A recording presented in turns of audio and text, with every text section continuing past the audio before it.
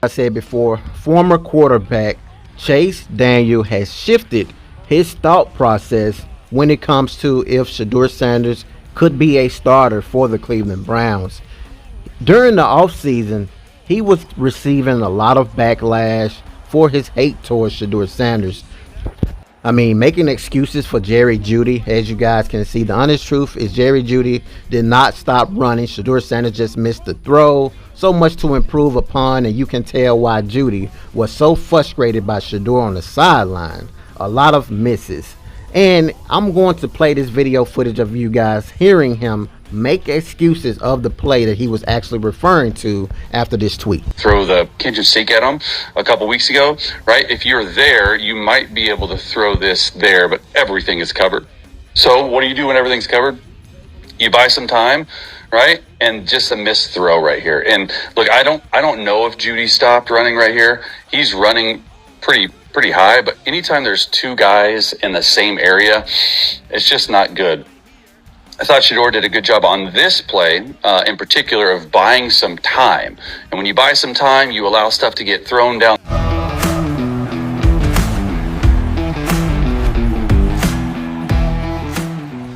Hold on to your helmets, lock your doors, and hide your quarterback's football family, because the NFL scriptwriters are working absolute overtime right now.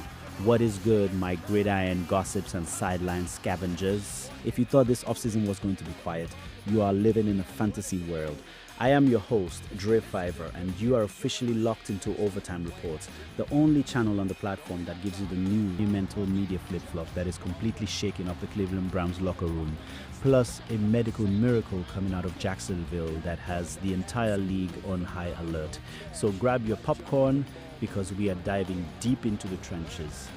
Let us kick things off with the absolute circus that is the Cleveland Browns quarterback situation, and more specifically, the sudden, shocking change of heart from former NFL quarterback turned media analyst Chase Daniel. Now, if you have been paying attention over the last few months, you know that Chase Daniel was leading the charge of the Shedeur Sanders hate train. He was the conductor, tearing apart Shedeur's film, making wild excuses for wide receiver Jerry Judy, and basically acting like Shedeur couldn't hit the broadside of a barn. I remember watching Chase on his high horse, drawing little circles and arrows on his screen, trying to convince the world that Shedeur just blindly missed a wide open Jedi. Chase was up there claiming Jedi never stopped running, that the bucket was perfectly clean thanks to a pancake block by number 55, and that Shedeur just blatantly airmailed the throw. Chase literally said, "I wonder how different this game is if he just hits that throw." Well, let me tell you, the fans did not let that slide. The internet absolutely humbled Chase Daniel. Browns fans, Colorado fans, and just people with basic functional eyesight flooded. It's middle of April, and there's a lot of ways this can go, but here's the way that I expect it to go right now.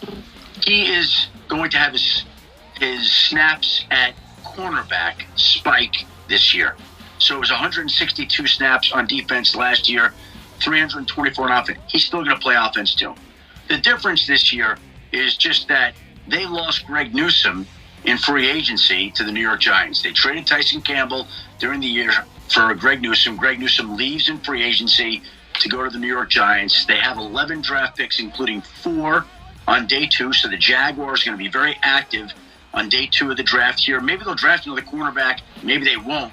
But I can tell you that the plans are to use him at wide receiver, again, just the way they did last year, and to have his spike snap at the cornerback position. And that's why they gave up all the picks to go get Travis Hunter, is to have the luxury to be able to play him at both slots.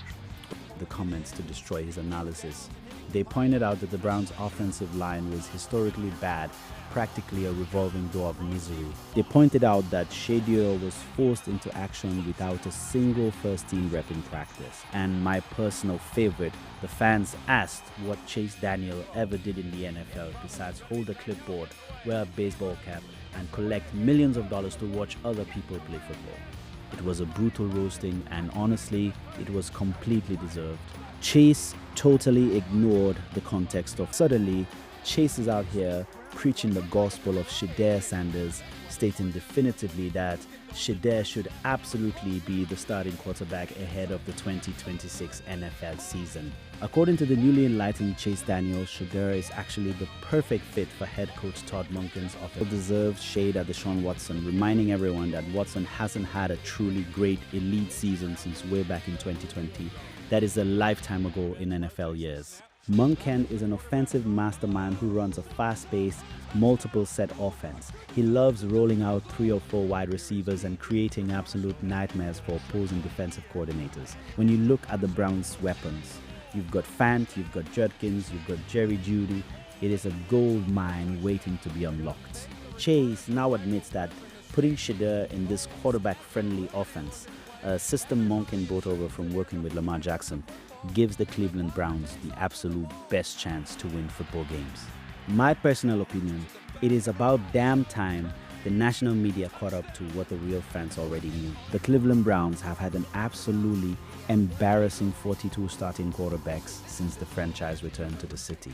Let me repeat that for the people in the back. 42 different men have tried and failed to be the savior of this franchise. That is not just a statistic, that is a graveyard of broken dreams. So why in the world are we still pretending there needs to be this drawn-out, exhausting 3-way or 4-way open quarterback competition in training camp? It is exhausting, it splits the locker room, and it stuns development. The Browns just need to rip off the band-aid and name Shedeur Sanders the starter right now. Tell him it is his job to lose. Give him the keys to the Ferrari and let him drive. Look at the kid's resume from last year. Despite the chaos, despite the lack of first-team reps, Shedeur threw for over 3,400 yards. He won 3 games in the toughest situations imaginable. He even made the Pro Bowl. To go out there and perform at a Pro Bowl level when the deck is completely stacked against you is nothing short of miraculous. By naming him the starter, you allow him to build chemistry, take command of the huddle, and continually compete to keep his job, rather than fighting just to get a foot in the door. I firmly believe the front office already knows Shedeur is the guy. They are just playing coy with the media to drum up drama, but we see right through it. Now, speaking of incredible resilience and shutting up the national media, we have to transition over to Duval County and talk about Shedeur's former partner in crime, the two-way phenom himself, Travis Hunter. If you didn't feel a pit in your stomach when the Jacksonville Jaguars placed Travis on injured reserve, you don't love the game of football. The kid suffered a devastating knee injury, a torn meniscus, during a routine Thursday practice. It was a heartbreaker. He was forced to have surgery, put on the bench for the rest of the season, and told to gear up for next year. But if you think a torn meniscus is going to keep a generational unicorn down, you are out of your mind. Before we even get to the recovery, we have to talk about the absolute circus surrounding his positional future. As soon as Travis went down, the big network insiders started chirping. You had guys claiming that the Jaguars front office was planning to drastically alter Travis Hunter's usage. The report surfaced saying that because Jacksonville lost Greg Newsome in free agency to the New York Giants, and because they traded away Tyson Campbell, the team was going to force Travis to primarily play cornerback with only a tiny sprinkle of wide receiver snaps. The insiders were claiming that Jacksonville gave up all those draft picks to get Travis specifically to lock down the secondary. But Travis Hunter is not the kind of guy who lets people speak for him. Almost immediately, Travis jumped on social media and directly quote-tweeted the insiders asking, "Now who told you this? I absolutely love it. Do not try to box this kid into one position. Do not try to clip his wings. Travis Hunter wants to play both sides of the ball, and my money says he is going to play both sides of the ball. We have not seen a talent like this since primetime Deion Sanders, which is beautifully ironic considering who coached him in Colorado. You do not draft a weapon that lethal and then leave half of his potential sitting on the bench."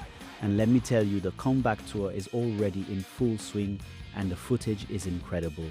Travis Hunter is out here taking his very first steps after 7 long, grueling weeks of not being able to walk.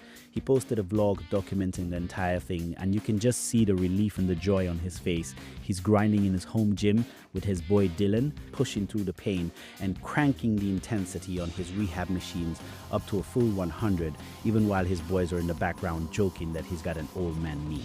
he's out there doing tough aesthetic workout videos in the pouring rain, proving to the world that his mind is completely bulletproof.